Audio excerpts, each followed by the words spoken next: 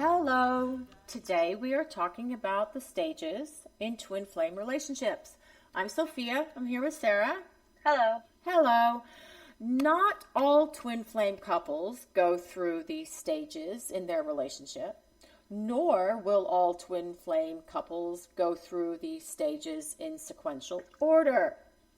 Some couples can actually simultaneously experience more than one stage at a time. So having said that, let's get into each different stage of twin flame relationships. Okay, I'll start. The first one, personal and spiritual growth.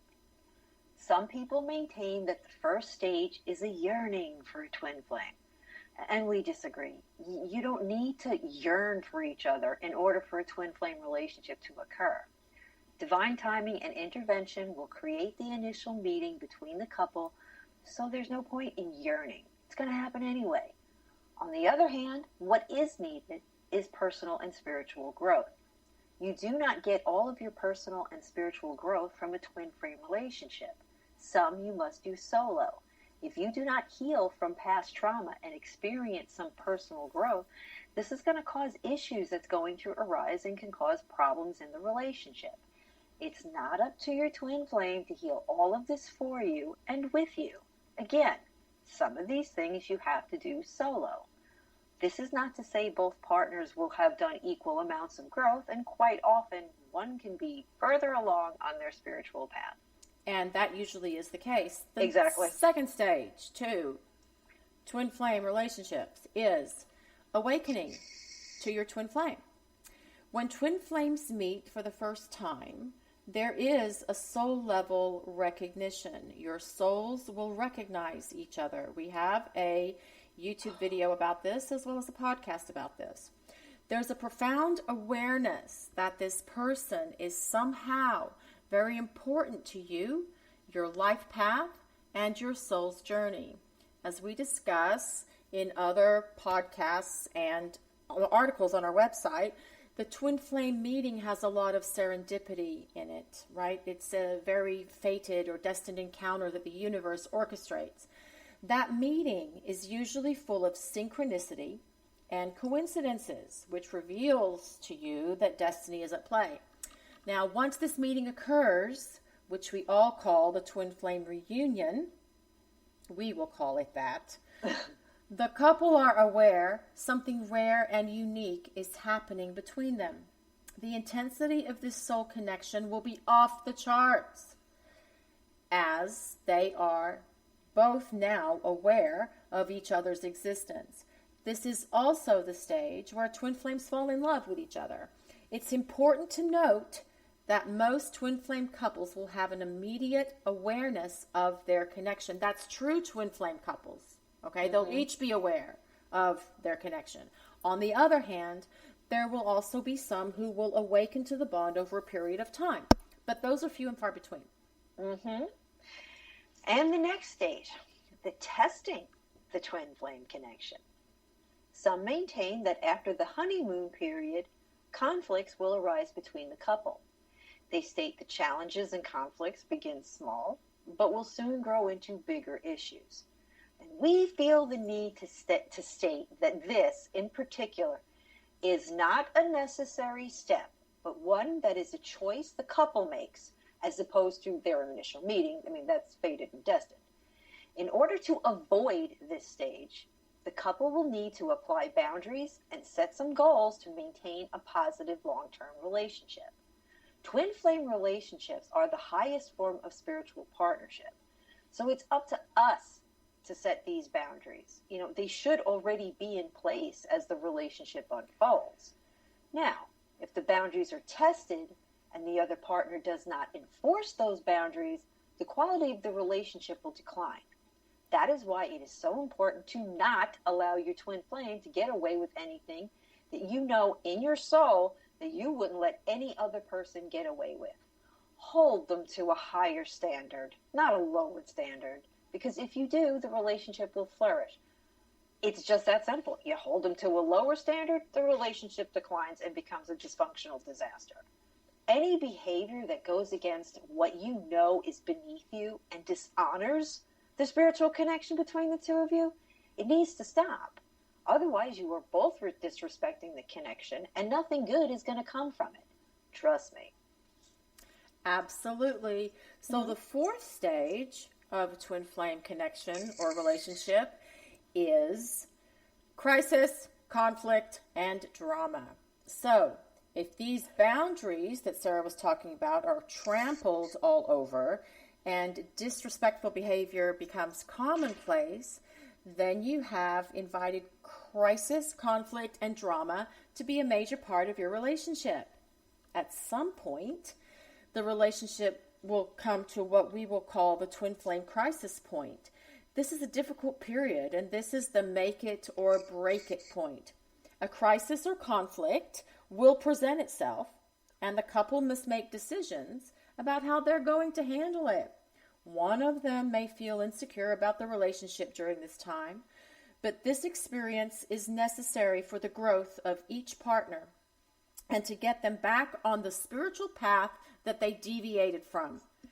Even for couples that are taking the higher path, they too may reach this stage, but due to no fault of their own. So, for example, there could be a job opportunity for one of them that's far away. Do they move together? Do they spend time apart? Long distance relationship until the other one can find a job with a new location. It's up to the couple for them to deal with as a team and tackle the obstacles together and keep their personal insecurities or issues at bay. This stage often leads to the next one, which is separation stage. There are so many reasons this stage can occur, but they all boil down to one thing: fear. Fear of the connection can make one or both flip out and sabotage or even end the relationship. Fear can cause one or both to question the connection itself because to them it defies logic. Some people are just afraid of failure in any relationship, and especially this one. And they're worried about getting hurt, so they end it. Or they may constantly test the boundaries to see what they can get away with. At the base of every separation is fear. And fear and faith cannot really coexist, can it? Nope. In a spiritually connected relationship, how can one think, how can you possibly think faith can't be a part of it? It has to go in tandem. It just has to be. Otherwise, fear causes bad decisions, which will lead to the very thing that these people fear the most, which is losing the relationship. So do not let fear keep you from calling out your partner when they are misbehaving, or keeping you from ever speaking up, or keeping you from enforcing healthy relationship boundaries. Otherwise, it's just a recipe for disaster. Right. So then it would head into the sixth stage, which is the runner and chaser stage. Okay. Mm-hmm. So as Sarah was mentioning in the previous stage and all the fear taking over, that is actually what leads to the runner and chaser stage. In this stage of a twin flame relationship, fear has overtaken one of the members of the couple. Mm-hmm. They either try to deny the connection exists, they're afraid of screwing it up, or they're terrified of the lack of control they have over the intense emotions and feelings that they feel to this other human being. Their fight or flight mechanism takes over, and then they run like the wind. They go out of their way to make others believe they are happy with their decision, even using social media to put out propaganda. They love doing that, yes. They may run to a new person or an ex, believing this will help them break the connection, which of course it won't. It never does. Never does. Or make their feelings go away, which of course that won't happen either. Nope. The other partner, one left, feeling shocked and devastated, well, they'll start chasing the runner. They think if they can just talk things out, that the runner will see the light. But you know what? Chasing is the worst thing you can do. Yep. It will only make the runner run further and further away. And actually, it can push them to behave cruelly towards you and even become very hostile. And this only makes things much, much worse and will cause so much more damage and leave you in a heap of an emotional mess. Yeah, and it usually winds up extending the whole time, you know what I'm saying, of the runner. It usually lasts longer, unfortunately. And the next one, after that ball of fun, is surrender. All spiritually connected couples can, at any point, regardless of what drama may have occurred previously, surrender to the connection and be with their twin flame on their journey together. Some do this right from the initial meeting and avoid stages like runner and chaser and separation entirely. At first, it seems like the connection between the couple is always surrendered to.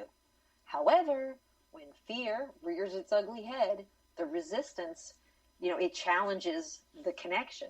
Surrendering to the connection and everything that comes with it then leads to the next stage, which is, Sophia? Reunion, unity, and oneness, right? So the twin flame reunion comes after the difficult crisis period, the twin flame crisis point period, the runner chaser stage, and the surrender stage.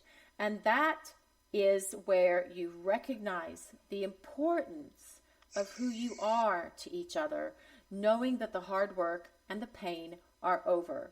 There's a sense of relief that peace, acceptance, and understanding are restored to the relationship. This is where you achieve oneness and unity. And there's also another version of the reunion stage, which is that the meeting of twin flames on the earthly plane, the first meeting in 3D reality, is the true twin flame reunion. After the period of soul separation, before you've come down to earth, that they now can unite. So it depends on your belief system which resonates with you the most. Mm-hmm. So those of you, so those are the stages of twin flame relationships, or how we interpret them. How are you listeners dealing with the stages of your twin flame relationship? Let us know in the comments of our YouTube channel, which is Soulmates Twinflames Tarot, if you're watching it there, or if you're listening on the podcast. You can find our channel for YouTube, Facebook pages, articles, all social media, and book a private reading on our website at twinflameconnection.com. Do you have anything else, Sarah? Nope. Okie dokie then. We'll say goodbye. Goodbye.